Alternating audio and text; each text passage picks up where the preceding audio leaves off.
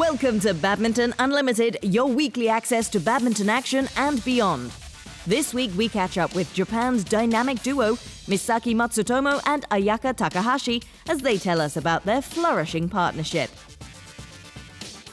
And we're in Hong Kong to find out about the rise of the sport in this tiny island state.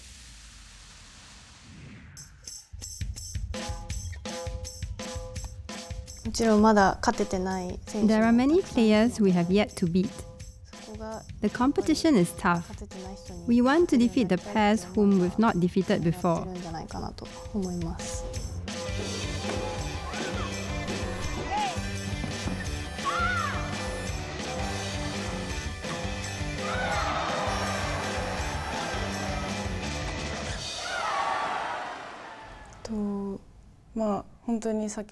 We got into several finals at the Super Series or Super Series Premier, but we still could not win the final match.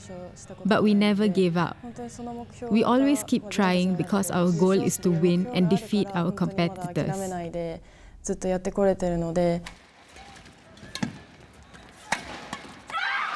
time, and the long wait is over for Misaki Matsutomo and Ayaka Takahashi. They have finally won their first ever Super Series title. How wonderful for them that it's at their home event, the Onyx Open Japan. Ayaka Takahashi, Misaki Matsutomo. They are Japan's current #1 women's doubles shuttlers. Their recent exploits at the BWF Uber Cup finals and their recent debut Super Series title triumph has put them firmly in the limelight. Badminton Unlimited sat down for a chat with the duo in Tokyo during the recently concluded Yonex Open Japan. They first told us about how they got together. When I was in high school, I had a different partner, and so did Misaki. But our badminton coach decided to pair both of us up. It was quite a coincidence that we became partners. We realized that we were quite a good match on court. We played really well together. We started to win local competitions and then went on to win national competitions. It was a good decision by our coach. Our partnership worked out very well. Matsutomo and Takahashi were born in different cities, but ended up studying in the same high school in Sendai. Only 2 years apart, they were both introduced to the sport by their mothers at an early age. What started out as a leisurely pursuit quickly took on a competitive edge when their talent was recognized. We did very well in one of the bigger local competitions that decided a #1 ranked badminton player in Japan. We were in the top 4 when Coach Park Ju-bong selected us. And we have been in the national team for 4 to 5 years now. The partnership that was first established in 2006 began to produce results on the international stage. First at the lesser tournaments, then later their breakthrough at a BWF major event. It came in 2012 when they grabbed their first Grand Prix gold title at the US Open Championships. They were beginning to find the key to a successful partnership.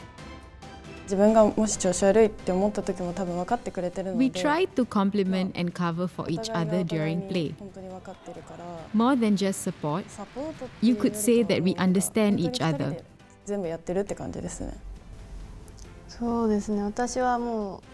I usually cover the forward and at the net. I try to have our opponents hit back so Ayaka can attack. That is how we work together. 2013 saw Matsutomo and Takahashi break into the top 10 of the BWF World Rankings. By March of that year, they had stormed to a career high of 2nd.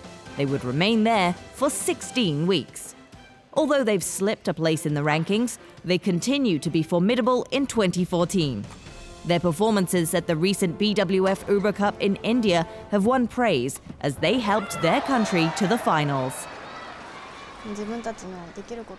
We did the best that we could. We were not nervous. We were more relaxed and tried not to put too much pressure on ourselves. We thought that if we could bring our ability into full play, then we could win. And we did win. That victory gave us confidence. The pair were unbeaten throughout the tournament and even won their match against world number 1 Bao Yixin and Tang Junhua in the final. Although they were unable to stop China claiming another Uber Cup trophy, Matsutomo and Takahashi seemed to get a boost from the event as they went on to capture a title that had eluded them. At their 5th appearance in the final of a Super Series tournament, they were finally able to step on top of the winners' podium. It was all the sweeter as it came on home soil. Ladies and gentlemen, the winners are Misaki Matsutomo, Ayaka Takahashi, Japan. With their confidence riding high, the talented pair is looking forward to winning more titles. And they want to start with some redemption at one of the biggest tournaments of the year. The most important tournament is the World Championships. It is one of the more respected tournaments. Last year, we lost in the first match. It was disappointing. So this year, we want to go further. We want to bring back a medal. Not to be greedy, but we want to bring back the gold medal. Having tasted victory, Ayaka Takahashi and Misaki Matsutomo are hungry for more. Remember the names because they're hoping to be around for a long time.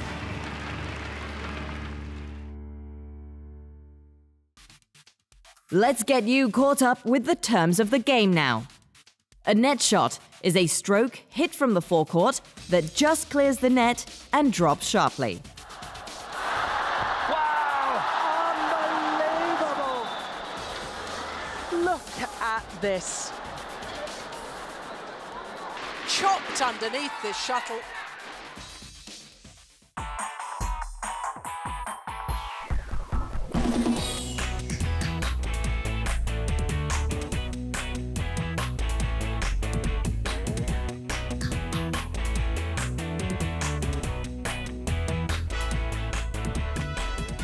My first badminton racket was Carlton. My first movie was Hong Kong movie, Jackie Chan. Bali. My first car was Honda. My first gift to Sushi was a shirt. My first title is Thailand Open. I bought a car. It's very expensive for me.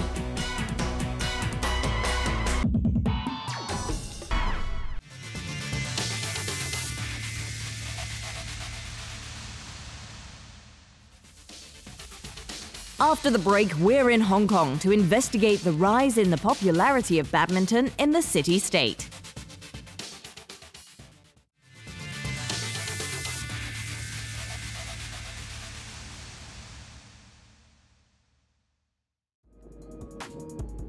We head to the bustling metropolis of Hong Kong now.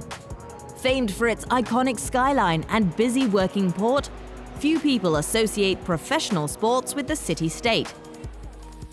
But a closer look, and you'll find one sport that has seen a major upswing on the island. Badminton is a very popular sport. According to a recent survey, badminton is one of the top 3 sports in Hong Kong. It's also known to be the #1 racket sport in the world.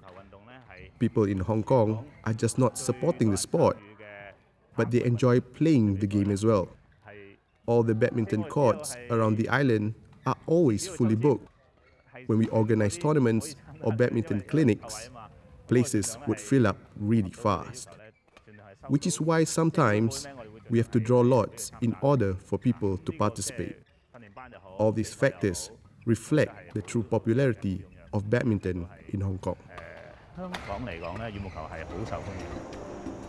Badminton Unlimited is here to find out about its progress.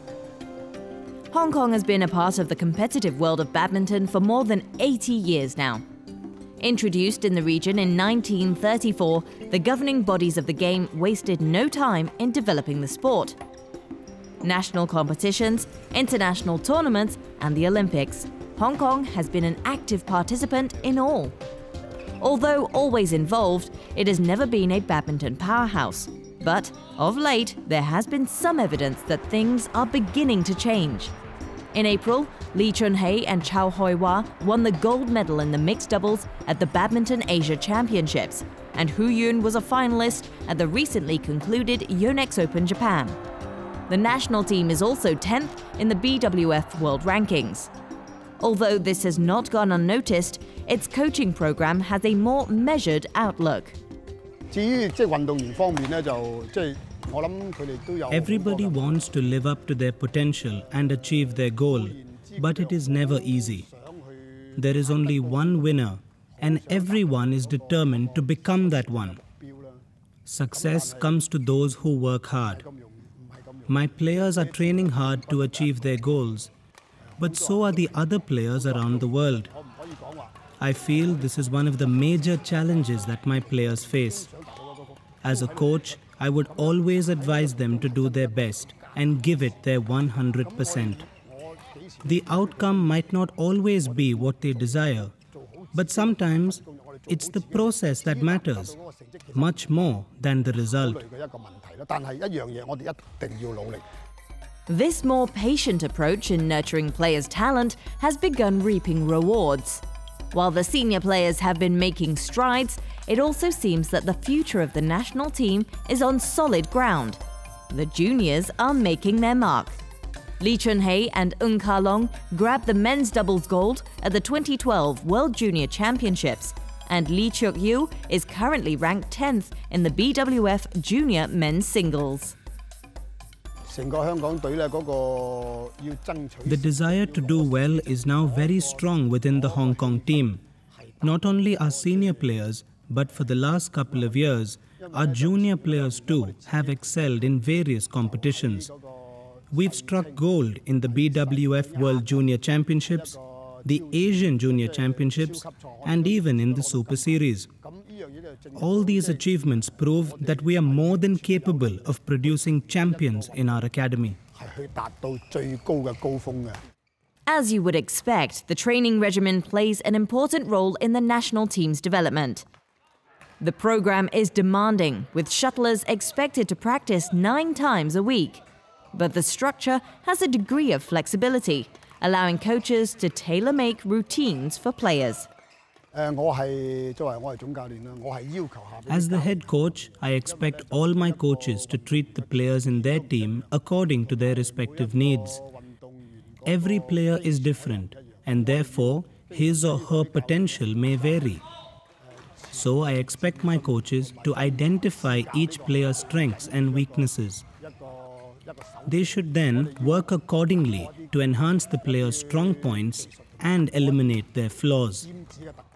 This is a key process in developing all the players in our team, and the coaches play a very crucial role in this development. The sport's increased profile has seen a boost in the number of participants at the grassroots level, as well as those who have taken up the sport as a leisure activity. The tournaments have also played their part in boosting the sport's exposure. The Hong Kong Open Superseries event is now a regular on the BWF calendar. The tournament began a Grand Prix event before being promoted. This year marks the 7th edition of the tournament as a Super Series event. The Hong Kong Open will be played from the 18th to the 23rd of November at the Hong Kong Coliseum. The tournament has always been well received by the local badminton fans. Their love for badminton shows in their enthusiasm and excitement during the tournament. The BWF reports have shown that Hong Kong has enjoyed the most number of attendees for their Super Series event. BWF also praised our organizers for hosting such a successful tournament. Although these are great indicators that the sport is getting stronger, there are still a few hurdles to overcome. Hong Kong is one of the most densely populated places in the world, and as such has little space for stadiums. This presents problems for administrators who constantly struggle to get stadiums to hold training sessions or competitions. But despite not having the same levels of infrastructure as their larger neighbors, there is a determination to find a future for the sport. I feel that the Hong Kong badminton team is improving. Team Japan's recent victory at the Thomas Cup is a great example of what our team can achieve. If the Japanese can raise their game to win their first ever Thomas Cup title, the Hong Kong team can do it too. If we push ourselves and give it our best shot, I'm confident we will be able to achieve what we desire. We will definitely work hard towards it. With its boundless enthusiasm and will to succeed, Hong Kong is hoping to shake up the status quo in the coming years.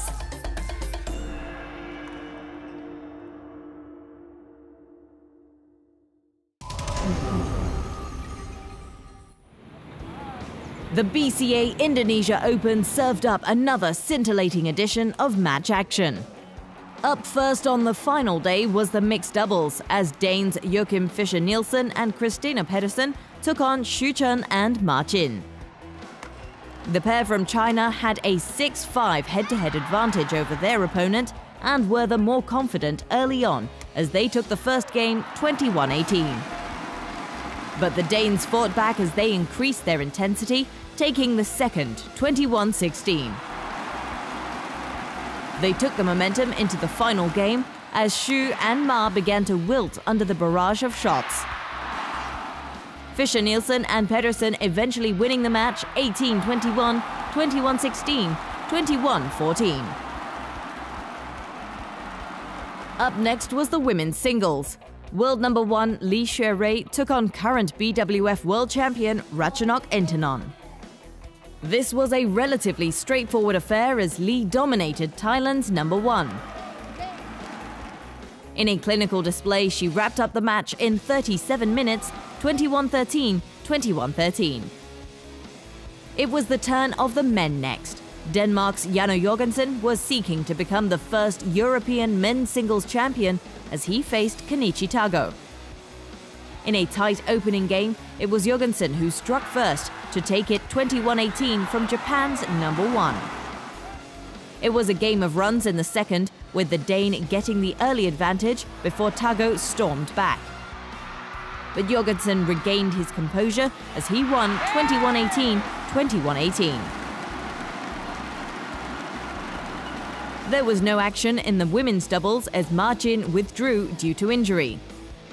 It meant compatriots Tian Qing and Zhao Yunlei took the title without even picking up their rackets. In the final match of the day, Indonesia's number 1 men's doubles Muhammad Ahsan and Hendria Setiawan took on Lee Yong-dae and Yu Yeon-seong. The Koreans were in cruise control in the first as they won it 21-15.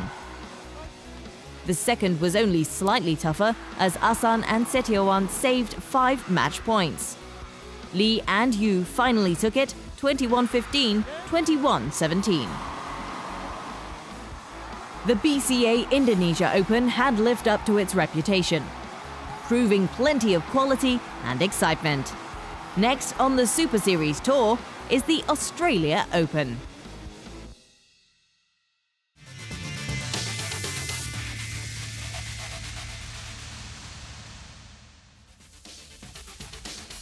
After the break, we're in Sri Lanka to catch up with the country's Olympic hero, Niluka Karunaratne.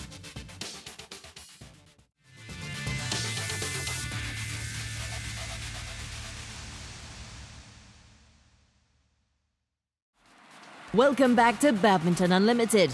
This week's Player of the Week is Janne Jorgensen. The Dane became the first European to win the men's singles title at the BCA Indonesia Open, defeating Kenichi Tago in the final. This is the 26-year-old's third Super Series title, having won the Danish and French Opens previously. This is Sri Lanka, known as the Pearl of the Indian Ocean. And when it comes to sports, cricket is the undisputed number 1. We were in its commercial and sporting centre, Colombo, recently to report on the increasing popularity of another sport, badminton. Whilst the association has been putting structures in place to boost the sport, much of its high profile can be attributed to the heroics of this man, 29-year-old Sri Lankan men's singles player Niluka Karunaratne. We have very good population playing badminton in this country at the moment. After the Olympics 2012, we had a very good improvement. A lot of people, a lot of common people started playing badminton as professionals and for fun, for fitness, and a lot of office crowd started playing badminton. A lot of people started talking about badminton. So it's pretty popular in Sri Lanka after cricket. I think it's more second popular sport in this country.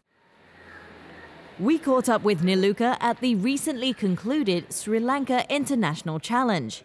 He was forced to pull out of the tournament due to injury, but was offering support to his brother, Dinuka. The country was gripped with Olympics fever thanks to the Girl native's exploits at the London Games 2 years ago. After blazing his way up the rankings from 167 to the top 50 within 6 months, Niluka made the cut to make it to the English capital. His reward was to match up with the then world number 8 Kenichi Tago in his first match. Having made it so far, the Sri Lankan wasn't in the mood to go home early. I was very well prepared, and I knew it was the first game. It was my first game and it was his first game. Whoever win the match in the group stage goes to the pre-quarterfinals. So I knew it was going to be a quite pressure for himself as for me as well. But still, I just wanted to keep my pressure, just hold the game until 11 points. Then, you know, I had that. I was leading, and I able to win. Despite eventually losing out to India's Parupalli Kashyap in the following round, Niluka had done his country proud. It had been 20 years since the country had a badminton representative at the Olympics. National Olympic Committee and the Sports Ministry offered me the captaincy, and that gave me a big encouragement. And as a captain, because captaining a Sri Lanka side at the Olympics is it's a kind of a privilege and an honor. So all that came into my mind, and it all helps me to achieve something big at the Olympics, and I did it. Niluka's enthusiasm for the Games stems from his sports-loving family. His father, Louis Karunaratne, was a former shuttler and now coaches. Niluka is the eldest of 4 brothers. Diluka and Dinuka are badminton players as well, while the youngest, Chamika, is pursuing cricket. The brothers are a tight group. Niluka and Dinuka also compete as a doubles pair on top of their singles commitments. We always stay together and then fight together. We always, at home also, we just fight for badminton. So he's really close to me. I think he's the one for me who know about my playing standard, and then where to play, what to do, and then he's the one. While Niluka continues to be a leading light for Sri Lankan shuttlers, the Olympian feels more needs to be done to the current situation to groom future talents. It's a big process, so we need to do the change soon as possible. Otherwise, it will remain like this forever. Because we have that talent, we have that. So as Sri Lankans, we have that strength inside us to do something better at the highest level. The badminton world has seen its fair share of twists and turns.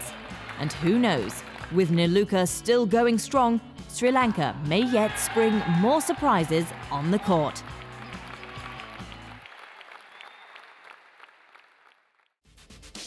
Before we go, let's find out what's happening in the world of international badminton in our Badminton Unlimited calendar.